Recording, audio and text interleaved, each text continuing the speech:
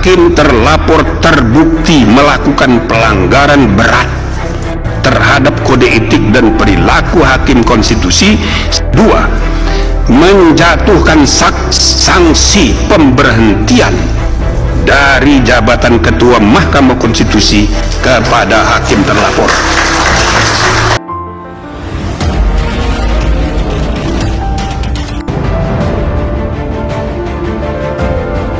Seperti diberitakannya teman-teman, hari ini Selasa 7 November 2023, Majelis Kehormatan Mahkamah Konstitusi akan membacakan putusan dugaan pelanggaran kode etik Ketua MK Anwar Usman dan hakim konstitusi lainnya.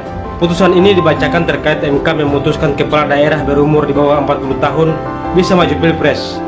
Menurut Ketua MK Jemli Asidik nih teman-teman, pihaknya hanya menangani persoalan etik hakim, tidak bisa mengubah keputusan MK. Jemli juga menegaskan teman-teman bahwa pihaknya tak yakin dapat membatalkan putusan nomor 90 terkait syarat capres dan cawapres, karena menurutnya ranah kewenangan MK hanya terkait kode etik hakim konstitusi. Jemli juga menjelaskan teman-teman, pembatalan tak bisa dilakukan tanpa dasar hukum yang kuat atau sekedar emosi. Jika melihat dari penegasan Ketua MK ya teman-teman, Gibran Rakabuming Raka akan tetap menjadi cawapres Prabowo. Tapi kita akan melihat teman-teman, apakah Anwar Usman akan diberhentikan dari Ketua MK atau ada justru sanksi lain yang diberikan oleh MK.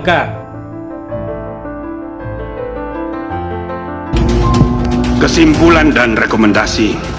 Kesimpulan, menimbang bahwa berdasarkan uraian duduk perkara, fakta-fakta yang terungkap dalam rapat dan sidang permisaan serta pertimbangan hukum dan etika di atas, dapat disimpulkan hal-hal sebagai berikut. 1 dan 2 dianggap sudah dibacakan. 3. Para hakim terlapor secara bersama-sama terbukti tidak dapat menjaga keterangan atau informasi rahasia dalam rapat permusyawaratan hakim yang bersifat tertutup sehingga melanggar prinsip kepantasan dan kesopanan penerapan angka 9.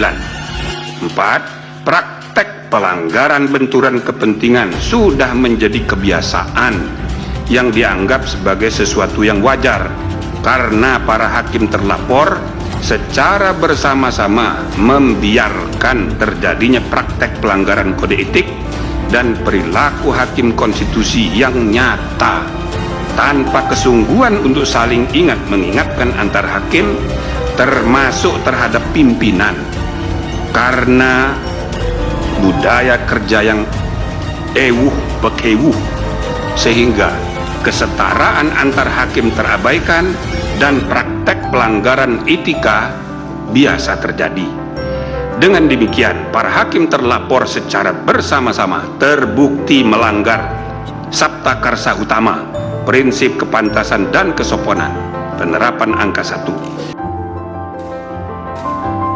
Majelis Kehormatan Mahkamah Konstitusi memutuskan untuk mengunci Anwar Usman dengan hanya memberhentikannya dari jabatan Ketua MK. Dengan kata lain, Anwar Usman masih tetap jadi hakim Mahkamah Konstitusi. MK enggan memutuskan Anwar Usman diberhentikan tidak dengan hormat alias dipecat untuk mencegah ipar Jokowi itu mengajukan banding. Karena kalau banding, maka akan merepotkan urusan MK dengan kondisi pemilu yang sudah dekat, kata Prof. Jemli. Pun meski masih jadi hakim MK, namun Anwar Usman sudah dilarang mengadili perkara-perkara pemilu yang ada benturan kepentingan dengan dirinya. Daripada proses pemilu disesaki urusan MK, mending memang dikunci mati saja orangnya. Gimana menurutmu?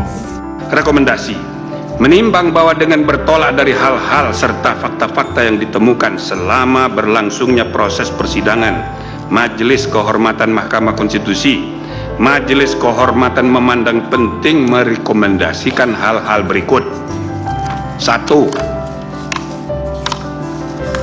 Hakim konstitusi tidak boleh membiarkan kebiasaan praktek saling pengaruh mempengaruhi antar hakim dalam penentuan sikap dalam memeriksa, mengadili, dan memutus suatu perkara yang menyebabkan independensi fungsional tiap-tiap hakim sebagai 9 pilar tegaknya konstitusi menjadi tidak kokoh dan pada gilirannya membuka peluang untuk terjadinya pelemahan terhadap independensi struktural kekuasaan kehakiman Mahkamah Konstitusi secara kelembagaan. 2. Hakim konstitusi tidak boleh membiarkan terjadinya praktek pelanggaran kode etik dan perilaku hakim konstitusi yang nyata tanpa kesungguhan untuk saling ingat mengingatkan antar hakim, termasuk terhadap pimpinan, karena budaya kerja yang ewuh pekewuh sehingga prinsip kesetaraan antar hakim terabaikan dan praktek pelanggaran etika menjadi biasa terjadi. 3. Hakim konstitusi harus menjaga iklim intelektual yang syarat dengan ide-ide dan prinsip-prinsip pencarian kebenaran dan keadilan konstitusional yang hidup berdasarkan nurani yang bersih dan akal sehat yang tulus untuk kepentingan bangsa dan negara, tercermin dalam penulisan pendapat-pendapat hukum dan dalam permusyawaratan dan perdebatan substantif di antara para hakim untuk menemukan kebenaran dan keadilan konstitusional yang hidup itu sebagaimana mestinya. 4. Hakim konstitusi secara sendiri-sendiri dan bersama-sama harus memiliki tanggung jawab hukum dan moral untuk menjaga agar informasi rahasia yang dibahas dalam rapat permusyawaratan hakim tidak bocor keluar. Amar putusan. Mengingat Undang-Undang Nomor 24 Tahun 2003 tentang Mahkamah Konstitusi yang telah diubah terakhir dengan Undang-Undang Nomor 7 Tahun 2020 tentang perubahan ketiga atas Undang-Undang Nomor 24 Tahun 2003 tentang Mahkamah Konstitusi dan Peraturan Mahkamah Konstitusi Nomor 1 Tahun 2023 tentang Majelis Kehormatan Mahkamah Konstitusi, memutuskan, menyatakan: 1. Para hakim terlapor secara bersama-sama terbukti melakukan pelanggaran terhadap kode etik dan perilaku hakim konstitusi sebagaimana tertuang dalam Sabta Karsa Utama, prinsip kepantasan dan kesopanan. 2. Menjatuhkan sanksi teguran lisan secara kolektif kepada para hakim terlapor.